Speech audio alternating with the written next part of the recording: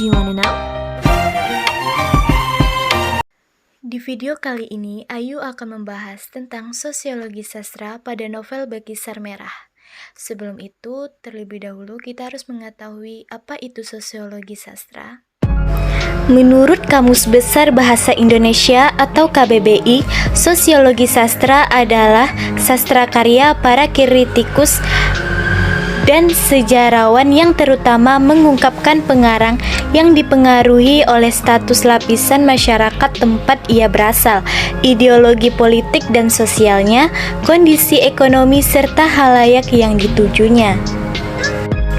Sosiologi sastra juga dapat diartikan yaitu sebuah pendekatan yang menganalisis hubungan antara manusia di tengah kehidupan masyarakat yang diwakili oleh tokoh yang terdapat dalam teks karya sastra.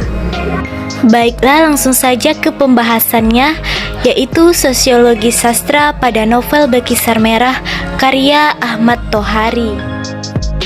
Yang pertama, kita akan membahas tentang fakta sosial. Fakta sosial yang terdapat dalam novel Bekisar Merah dapat kita lihat pada kutipan berikut ini. Ditebangi, oh ya, aku baru sadar, sekarang kawat listrik akan menjalar kemana-mana. Banyak pohon kelapa yang akan dirobohkan. Banyak penyadap datang kepadaku karena mereka harus merelakan pohon-pohon kelapa. Sumber penghidupan mereka dirobohkan tanpa uang pengganti, tetapi aku tidak bisa berbuat apa-apa. Dari kutipan tersebut menceritakan tentang sebuah aturan dalam masyarakat bahwa pohon-pohon kelapa para penyadap akan dirobohkan karena listrik akan mulai memasuki desa Karangsoga. Mereka para penyadap bingung dan tidak tahu harus berbuat apa-apa. Bahkan uang pengganti untuk pohon kelapa pun mereka tidak dapatkan. Padahal sumber penghidupan para warga di desa hanya mengandalkan dari pohon kelapa. Dari uraian cerita di atas terdapat fakta sosial, yaitu dengan cara bertindak dan berpikir yang berada di luar individu dan mempunyai kekuatan memaksa. Yang kedua, kita akan membahas tentang gejala sosial.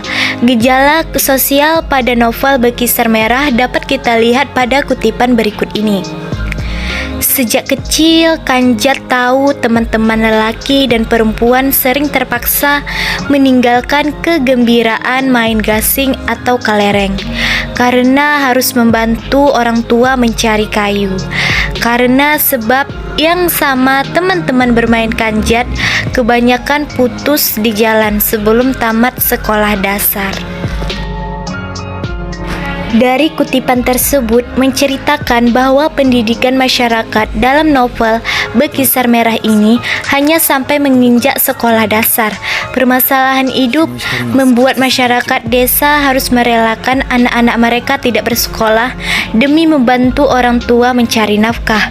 Kalaupun ada warga desa sampai bersekolah tinggi seperti Kanjat, bagaimanakah itu hanya diperuntukkan kepada orang yang kaya saja, sedangkan mereka tidak mungkin sebab untuk makan saja susah, apalagi untuk bersekolah tinggi.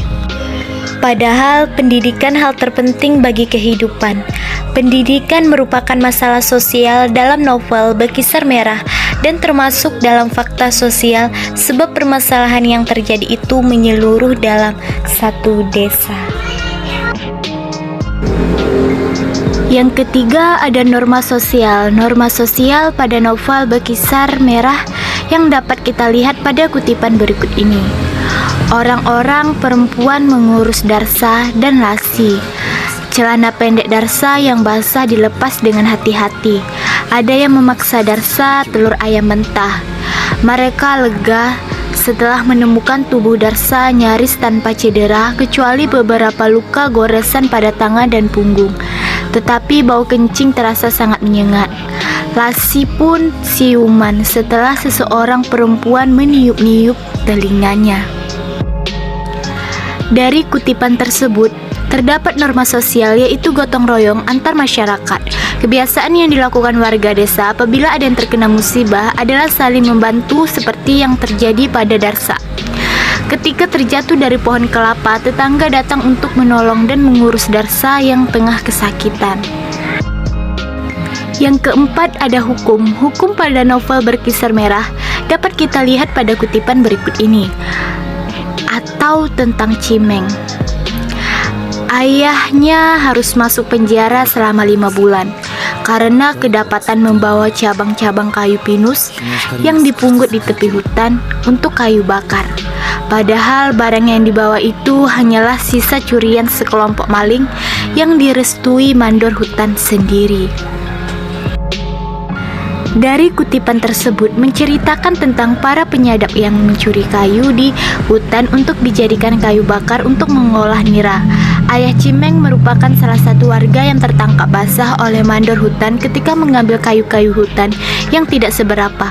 Namun hukuman yang ia terima sangat membuatnya sedih karena anak dan istrinya harus membanting tulang demi memenuhi kebutuhan sehari-hari.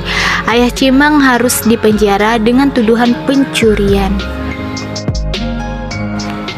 Yang kelima ada peristiwa sosial. Peristiwa sosial pada novel Berkisar Merah dapat kita lihat pada kutipan berikut ini.